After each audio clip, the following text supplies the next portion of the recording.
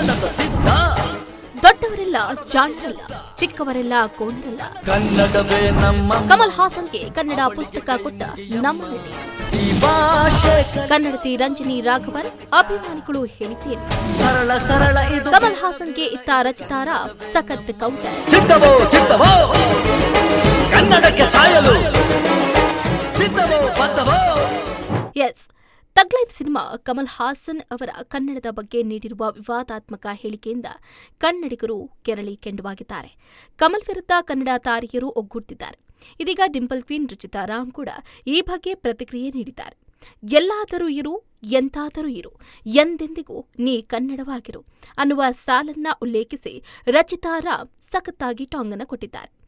ದೊಡ್ಡವರೆಲ್ಲ ಜಾಣರಲ್ಲ, ಚಿಕ್ಕವರೆಲ್ಲ ಕೋಣರಲ್ಲ. ಈ ಹಾಡನ್ನ ಹೇಳುವ ಮೂಲಕ ರಚಿತಾ ರಾಮ್ ಅವರು ಕನ್ನಡ, ಕರ್ನಾಟಕ ಅನ್ನೋದು ಎಲ್ಲ ಕನ್ನಡಿಗರಿಗೂ ಒಂದು ಎಮೋಷನ್. ನಮ್ಮ ಕನ್ನಡ ಭಾಷೆಯ ಬಗ್ಗೆ ಯಾರಾದರೂ ಟೀಕೆ ಮಾಡಿದ್ರೆ ನಾವು ಸುಮ್ಮನೆ ಇರುವುದಿಲ್ಲ, ಆಗಲ್ಲ. ನಾವು ಕನ್ನಡದವರು, ವಿಶಾಲ ಹೃದಯದವರು. ನಾವು ಎಲ್ಲಾ ಭಾಷೆಯ ಸಿನಿಮಾ ನೋಡ್ತೀವಿ, ಬೇರೆ ಭಾಷೆಯ ಹಾಡುಗಳನ್ನ ಕೇಳ್ತೀವಿ, ಕಲಾವಿದರಿಗೆ ಪ್ರೋತ್ಸಾಹ ಕೊಡ್ತೀವಿ. ಆದರೆ ನಮ್ಮ ಭಾಷೆ ಬಗ್ಗೆ ಯಾರಾದರೂ ಮಾತಾಡಿದಾಗ ನಾವ್ಯಾಕೆ ಧ್ವನಿ ಎತ್ತಬಾರ್ದು ಅಂತ ಪ್ರಶ್ನೆಯನ್ನ ಮಾಡಿದ್ದಾರೆ. ಕಮಲ್ ಹಾಸನ್ಗೆ ಕನ್ನಡ ಪುಸ್ತಕ ಕೊಟ್ಟ ನಮ್ಮ ನಟಿ ಕನ್ನಡತಿ ರಂಜನಿ ರಾಘವನ್ ಅಭಿಮಾನಿಗಳು ಹೇಳಿದ್ದೇನು? ಎಸ್, ಕಮಲ್ ಹಾಸನ್ ಅವರ ಕನ್ನಡದ ಕುರಿತು ಹೇಳಿಕೆಗೆ ಭಾರೀ ವಿರೋಧ ವ್ಯಕ್ತವಾಗ್ತಾ ಇದೆ. ಇದರ ಬೆನ್ನಲ್ಲೇ ಕನ್ನಡತಿ ಧಾರಾವಾಹಿ ನಟಿ ರಂಜನಿ ರಾಘವನ್ ಅವರು ಕಮಲ್ ಹಾಸನ್ ಅವರನ್ನ ಭೇಟಿಯಾಗಿ ತಾವು ಬರೆದ ಕತೆ ಡಬ್ಬಿ ಮತ್ತು ಸ್ವೈಪ್ ರೈಟ್ ಅನ್ನುವ 2 ಕನ್ನಡ ಪುಸ್ತಕಗಳನ್ನು ಉಡುಗೊರೆಯಾಗಿ ಕೊಟ್ಟಿದ್ದಾರೆ. ಕಮಲ್ ಹಾಸನ್ ಅವರ ಕನ್ನಡ ಕುರಿತ ವಿವಾದಾತ್ಮಕ ಹೇಳಿಕೆಯನ್ನ ಖಂಡಿಸಿ ರಾಜ್ಯದಾದ್ಯಂತ ಪ್ರತಿಭಟನೆ ಜೋರಾಗಿದೆ. ಅವರ ತಗ್ ಲೈಫ್ ಸಿನಿಮಾವನ್ನ ಯಾವುದೇ ಕಾರಣಕ್ಕೂ ತೆರೆ ಕಾಣಲು ಬಿಡಬಾರದು ಅನ್ನುವ ಆಕ್ರೋಶದ ಮಾತುಗಳು ಕೇಳಿಬಂದಿದೆ. ಈಗಾಗಲೇ ಕರ್ನಾಟಕ ಚಲನಚಿತ್ರ ವಾಣಿಜ್ಯ ಮಂಡಳಿಯು ಆ ಕುರಿತಂತೆ ಸಭೆಯನ್ನ ನಡೆಸ್ತಾ ಇದೆ. ಈ ನಡುವೆ ಕನ್ನಡತಿ ಧಾರಾವಾಹಿ ನಟಿ ರಂಜನಿ ರಾಘವನ್ ಅವರು ತಮ್ಮ ಇನ್ಸ್ಟಾಗ್ರಾಂನಲ್ಲಿ ಒಂದು ಪೋಸ್ಟ್ ಅನ್ನ ಹಂಚಿಕೊಂಡಿದ್ದು ಎಲ್ಲರ ಗಮನವನ್ನ ಸೆಳೀತಾ ಇದೆ. ಕಮಲ್ ಹಾಸನ್ಗೆ ಕನ್ನಡ ಪುಸ್ತಕ ಕೊಟ್ಟ ರಂಜನಿ. ಎಸ್, ಕಮಲ್ ಹಾಸನ್ ಅವರನ್ನ ಭೇಟಿ ಮಾಡಿರುವ ರಂಜನಿ ರಾಘವನ್ ಅವರು ಕೆಲ ಪುಸ್ತಕಗಳನ್ನ ಉಡುಗೊರೆಯಾಗಿ ಕೊಟ್ಟಿದ್ದಾರೆ. ನಿಮಗೆ ಗೊತ್ತಿರಲಿ, ಕನ್ನಡತಿ ನಟಿ ರಂಜನಿ ರಾಘವನ್ ಅವರು ಬರಹಗಾರ್ತಿ ಕೂಡ ಹೌದು. ಈಗ ಕಮಲ್ ಹಾಸನ್ಗೆ ನೀಡಿರುವ 2 ಪುಸ್ತಕಗಳನ್ನ ಬರೆದಿರುವುದು ರಂಜನಿ ರಾಘವನ್ ಅವರೇ. ಕೆಲ ಸಮಯದ ಹಿಂದೆ ಬಿಡುಗಡೆಯಾದ ಕತೆ ಡಬ್ಬಿ, ಸ್ವೈಪ್ ರೈಟ್ ಪುಸ್ತಕಗಳನ್ನ ಕಮಲ್ಗೆ ಗಿಫ್ಟ್ ಆಗಿ ಕೊಟ್ಟಿದ್ದಾರೆ. ರಂಜನಿ ರಾಘವನ್ ಅವರು ಆ ಫೋಟೋಗಳನ್ನ ಹಂಚಿಕೊಂಡು ಕಮಲ್ ಸರ್ಗೆ ಕನ್ನಡ ಪುಸ್ತಕ ಅಂತ ಕ್ಯಾಪ್ಷನ್ ಅನ್ನ ನೀಡಿದ್ದಾರೆ.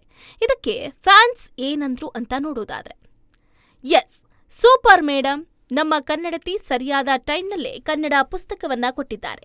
ಹಾಗೆಯೇ ಇತಿಹಾಸ ಪುಸ್ತಕ ಕೊಟ್ಟಿದ್ರೆ ಚೆನ್ನಾಗಿತ್ತು ಅಲ್ವಾ? ಸರ್ಗೆ ನಿಮ್ಮ ಪುಸ್ತಕಕ್ಕಿಂತ ಕನ್ನಡಕ್ಕೆ ಇರುವ ಇತಿಹಾಸಗಳ ಬಗ್ಗೆ ಬರೆದಂತಹ ಪುಸ್ತಕದ ಅವಶ್ಯಕತೆ ಇದೆ ಅನಿಸ್ತಾ ಇದೆ. ನಮ್ಮ ಭಾಷೆ ಗೌರವ ಕೊಡದೆ ಇರೋರಿಗೆ ಈ ಪುಸ್ತಕ ಕೊಡುವ ಅವಶ್ಯಕತೆ ಇರಲಿಲ್ಲ ಅಂತ ಅನಿಸ್ತಾ ಇದೆ ಅಂತ ಸಾಕಷ್ಟು ಫ್ಯಾನ್ಸ್ಗಳು ಕಾಮೆಂಟ್ಗಳನ್ನ ಮಾಡಿದ್ದಾರೆ. ಹೀಗೆ ರಂಜನಿ ರಾಘವನ್ ಅವರ ಪೋಸ್ಟ್ಗೆ ಪಾಸಿಟಿವ್ ಜೊತೆಗೆ ನೆಗೆಟಿವ್ ಕಾಮೆಂಟ್ಗಳು ಕೂಡ ಬಂದಿದೆ. ಈ ಪೋಸ್ಟ್ ಅನ್ನ 5,000ಕ್ಕೂ ಅಧಿಕ ಮಂದಿ ಲೈಕ್ ಮಾಡಿದ್ದಾರೆ. ಇನ್ನು ರಂಜನಿ ರಾಘವನ್ ಅವರು ಕಮಲ್ ಹಾಸನ್ ಅವರನ್ನ ಯಾವಾಗ ಭೇಟಿ ಮಾಡಿದ್ರು, ಯಾವ ಸಂದರ್ಭದಲ್ಲಿ ಈ ಪುಸ್ತಕಗಳನ್ನ ಉಡುಗೊರೆಯಾಗಿ ಕೊಟ್ಟಿದ್ರು ಅನ್ನೋದ್ರ ಬಗ್ಗೆ ಯಾವುದೇ ಮಾಹಿತಿ ಹಂಚಿಕೊಂಡಿಲ್ಲ. ನಿರ್ದೇಶಕಿಯಾಗಿರುವ ರಂಜನಿ ರಾಘವನ್ ಕನ್ನಡತಿ ಧಾರಾವಾಹಿಯಿಂದ ಜನಪ್ರಿಯತೆಯನ್ನ ಪಡ್ಕೊಂಡು ಆನಂತರ ಬರಹಗಾರ್ತಿಯೂ ಆಗಿರುವ ರಂಜನಿ ರಾಘವನ್ ಅವರು ಈಗ ನಿರ್ದೇಶಕಿ ಕೂಡ ಆಗಿದ್ದಾರೆ. ನೆನಪಿರಲಿ, ಪ್ರೇಮ್ ಮತ್ತು ಗಣೇಶ್ ಪುತ್ರ ವಿಹಾನ್ ಗಣೇಶ್ ನಟಿಸ್ತಾ ಇರುವ ಡಿಡಿ ಡಿಕ್ಕಿ ಸಿನಿಮಾವನ್ನ ರಂಜನಿ ರಾಘವನ್ ಅವರು ನಿರ್ದೇಶನ ಮಾಡ್ತಿದ್ದಾರೆ. ಈ ಸಿನಿಮಾದ ಬಹುತೇಕ ಚಿತ್ರೀಕರಣ ಅದಾಗಲೇ ಮುಕ್ತಾಯ ಆಗಿದೆ. ಇಳೆಯರಾಜ ಈ ಸಿನಿಮಾಗೆ ಸಂಗೀತ ನೀಡ್ತಾ ಇರುವುದು ವಿಶೇಷ. ರಾಜಹಂಸ, ಗುರುಶಿಷ್ಯರು, ಜೆಂಟಲ್ಮ್ಯಾನ್, ಲ್ಯಾಂಡ್ಲಾರ್ಡ್ ಸಿನಿಮಾಗಳ ನಿರ್ದೇಶಕ ಜಡೇಶ್ ಕುಮಾರ್ ಹಂಪಿ ಈ ಸಿನಿಮಾಕ್ಕೆ ದುಡ್ಡನ್ನ ಹಾಕಿದ್ದಾರೆ. ಇನ್ನು ಕಮಲ್ ಹಾಸನ್ ಅವರ ವಿವಾದಾತ್ಮಕ ಹೇಳಿಕೆಯಿಂದ ತಗ್ ಲೈಫ್ ಸಿನಿಮಾ ಕರ್ನಾಟಕದಲ್ಲಿ ಬಿಡುಗಡೆ ಆಗುವುದು ಅನುಮಾನ ಎನ್ನಲಾಗ್ತಾ ಇದೆ. ಕಮಲ್ ಹಾಸನ್ ಕ್ಷಮೆ ಕೇಳುವುದಕ್ಕೆ ನಿರಾಕರಿಸಿದ್ರಿಂದ ಚಿತ್ರತಂಡಕ್ಕೆ ಪರಿಸ್ಥಿತಿ ಮತ್ತಷ್ಟು ಬಿಗಡಾಯಿಸಿದಂತೆ ಆಗಿದೆ. ತಗ್ ಲೈಫ್ ವಿತರಕರು ಜೂನ್ 3ರ ಮಧ್ಯಾಹ್ನದ ತನಕ ಸಮಯ ಕೊಡಿ ಅಂತ ಫಿಲ್ಮ್ ಚೇಂಬರ್ಗೆ ಮನವಿಯನ್ನ ಮಾಡಿಕೊಂಡಿದ್ದಾರೆ. ಫಿಲ್ಮ್ ಚೇಂಬರ್ ಅಧ್ಯಕ್ಷರಿಂದಲೂ ಕೂಡ ಮಾಹಿತಿ ಸೋರಿಕೆಯಾಗಿದೆ. ಹೌದು, ಜೂನ್ 2 ಸೋಮವಾರ ಫಿಲ್ಮ್ ಚೇಂಬರ್ ಸಭೆಯಲ್ಲಿ ಏನೆಲ್ಲ ಆಯಿತು ಅನ್ನೋದರ ಕುರಿತಾಗಿ ಅಧ್ಯಕ್ಷ ನರಸಿಂಹಲು ಮಾಧ್ಯಮಗಳಿಗೆ ಈಗಾಗಲೇ ಮಾಹಿತಿಯನ್ನು ಕೊಟ್ಟಿದ್ದಾರೆ. ನಾನು ತಪ್ಪು ಮಾಡಿಲ್ಲ, ಕ್ಷಮೆ ಕೇಳುತ್ತಿಲ್ಲ ಅಂತ ಕಮಲ್ ಹಾಸನ್ ಹೇಳ್ತಾನೆ ಇದ್ದಾರೆ. ಆದರೆ ಅವರು ಕ್ಷಮೆ ಕೇಳದೇ ಇದ್ರೆ ಸಿನಿಮಾ ರಿಲೀಸ್ಗೆ ಅವಕಾಶ ಕೊಡುವ ಮಾತೇ ಇಲ್ಲ. ಸಿನಿಮಾ ರಂಗದವರು ಅಷ್ಟೇ ಅಲ್ಲ, ಇಲ್ಲಿನ ರಾಜಕೀಯ ನಾಯಕರು, ಕನ್ನಡ ಪರ ಸಂಘಟನೆಗಳು ಕೂಡ ಕಮಲ್ ಹಾಸನ್ ಹೇಳಿಕೆಯನ್ನ ಖಂಡಿಸಿದ್ದಾರೆ ಅಂತ ಹೇಳಲಾಗ್ತಾ ಇದೆ. ಹೆಚ್ಚಿನ ಸುದ್ದಿಗಳಿಗಾಗಿ ನಮ್ಮ ಚಾನೆಲ್ನ ಸಬ್ಸ್ಕ್ರೈಬ್ ಮಾಡಿ.